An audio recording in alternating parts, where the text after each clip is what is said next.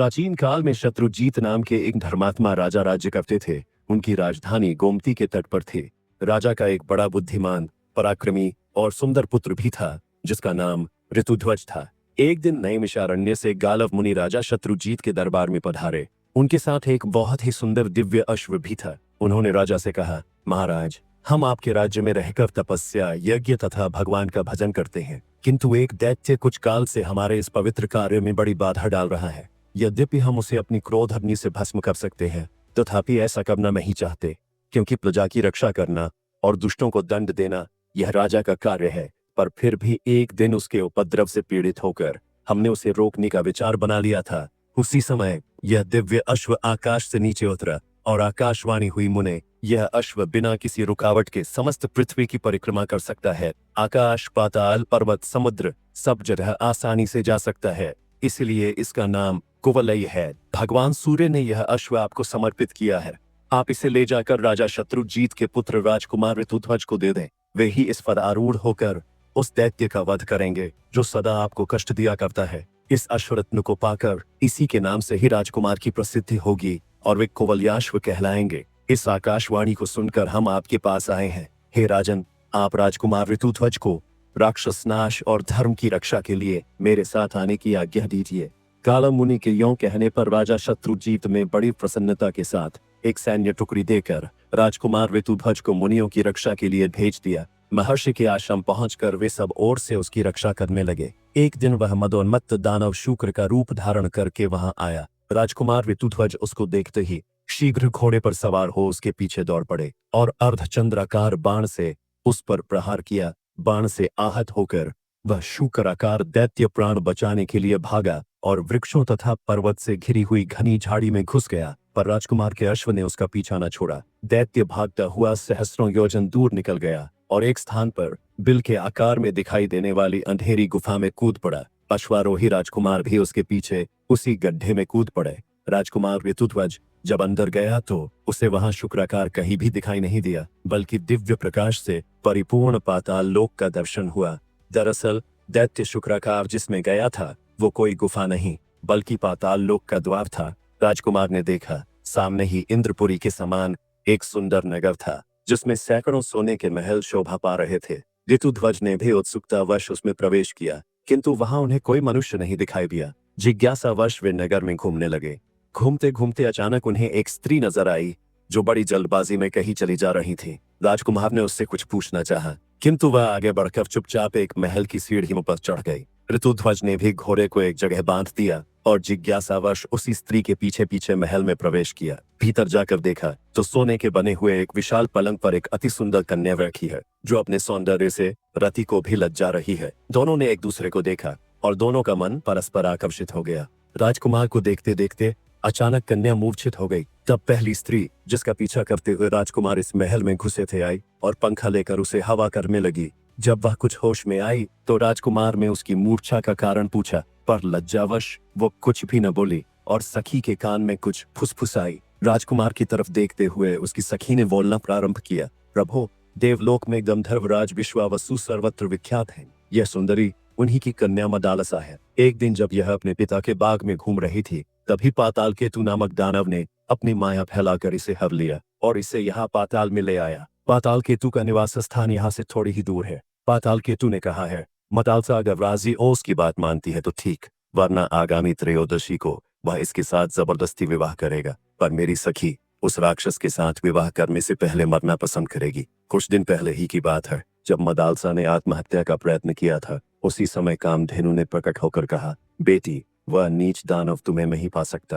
मृत्युलोक यानी पृथ्वी लोक में जाने पर उसे जो अपने बाणों से बींध डालेगा वही तुम्हारा पति होगा।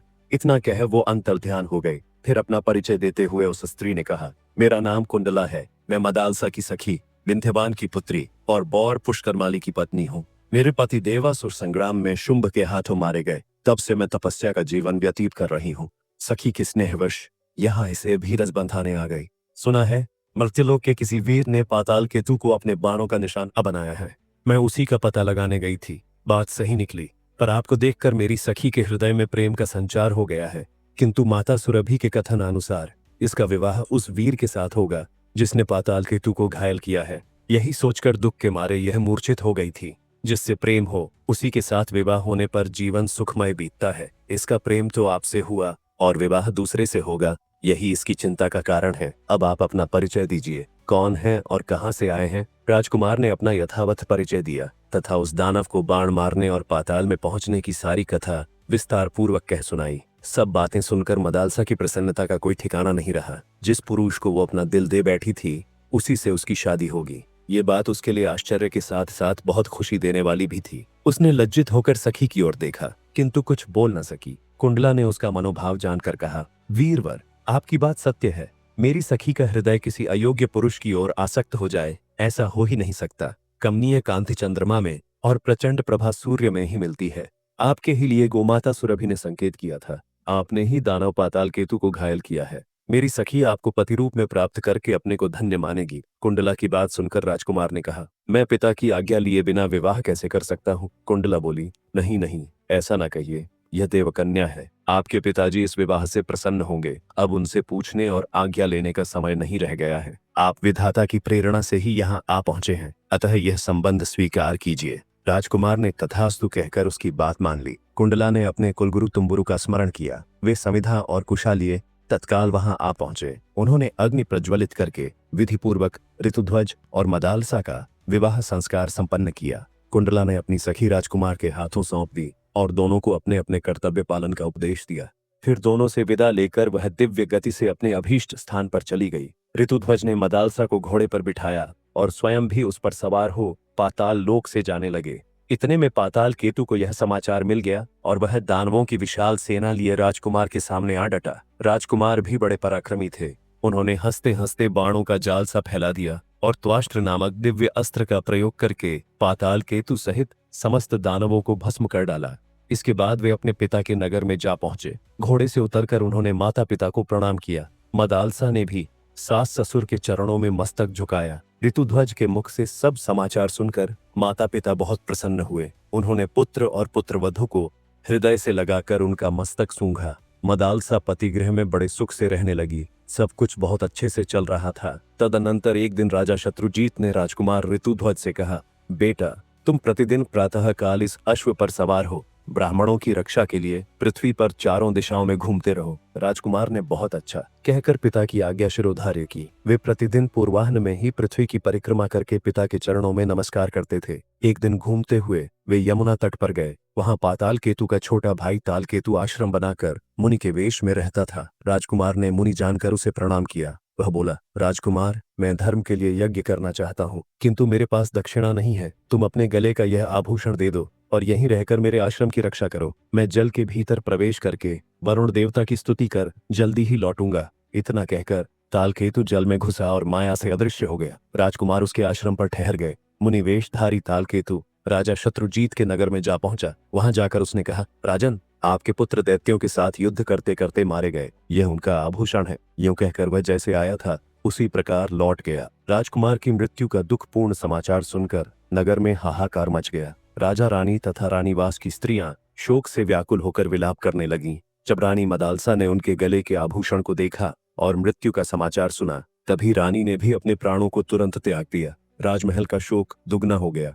राजा शत्रुजीत ने किसी प्रकार धैर्य धारण किया और रानी तथा नगर के अन्य लोगों को भी समझा बुझाकर शांत कराकर रानी मदालसा का दाह संस्कार किया। उधर तालकेतु यमुना जल से निकलकर राजकुमार के पास गया और कृतज्ञता प्रकट करते हुए उसने उनको घर जाने की आज्ञा दे दी। राजकुमार ने तुरंत अपने नगर में पहुंचकर पिता माता को प्रणाम किया। पुत्र को जिंदा और बिल्कुल सही सलामत देख उन्होंने उसको छाती से लगा लिया। उनकी नेत्रों से आंसू बहने लगे। जब राजकुमार ऋतुध्वज को सब बातें मालूम हुई तो बड़ी जोरों से हृदय विदारक चीख के साथ जोर जोर से विलाप करने लगे।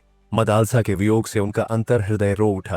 राजकुमार ऋतुध्वज की दुनिया सूनी हो गई। उन्होंने मदालसा के लिए जलांजलि दी और यह प्रतिज्ञा की, मैं मृग के समान विशाल नेत्रों वाली गंधर्व राजकुमारी मदालसा के अतिरिक्त दूसरी किसी स्त्री के साथ भोग नहीं करूंगा। यह मैंने सर्वथा सत्य कहा है। प्रतिज्ञा कर राजकुमार ऋतुध्वज ने स्त्री संबंधी भोग से मन हटा लिया और समवयस्क मित्रों के साथ मन बहलाने लगे। इसी समय नागराज अश्वतर के दो पुत्र मनुष्य रूप में पृथ्वी पर घूमने के लिए निकले।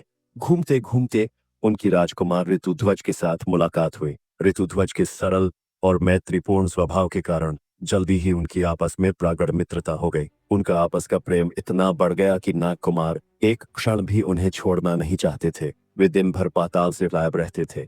एक दिन नागराज के पूछने पर उन्होंने ऋतुध्वज का सारा वृत्तांत पिता के सामने कह सुनाया और बोले, पिताजी, हमारे मित्र ऋतुध्वज मदालसा के सिवा दूसरी किसी स्त्री को स्वीकार न करने की प्रतिज्ञा कर चुके हैं। मदालसा पुनः जीवित हो सके ऐसा कोई उपाय करें। नागराज बोले, उद्योग से सब कुछ संभव है, प्राणी को कभी निराश नहीं होना चाहिए। यूं कहकर नागराज अश्वत्थ हिमालय पर्वत के प्लवशावतरण तीर्थ में, जो सरस्वती का उद्गम स्थान है, जाकर अपने पुत्रों के मित्र राजकुमार ऋतुध्वज के हितार्थ दुष्कर तपस्या करने लगे। सरस्वती देवी ने प्रसन्न होकर उन्हें प्रत्यक्ष दर्शन दिया और वर मांगने को कहा। अश्वत्थर बोले, देवी, मैं और मेरा भाई कंबल दोनों संगीत शास्त्र के पूर्ण मर्म के हो जाए। सरस्वती देवी तथास्तु कहकर अंतर्ध्यान हो गए। अब दोनों भाई कंबल और अश्वत्थ कैलाश पर्वत पर गए और भगवान शंकर को प्रसन्न करने के लिए तालस्वर के साथ उनके गुणों का गान करने लगे। अति सुरीली वाणी में अपनी वंदना सुन महादेव जी प्रकट हुए और प्रसन्न होकर कहा, वर मांगो।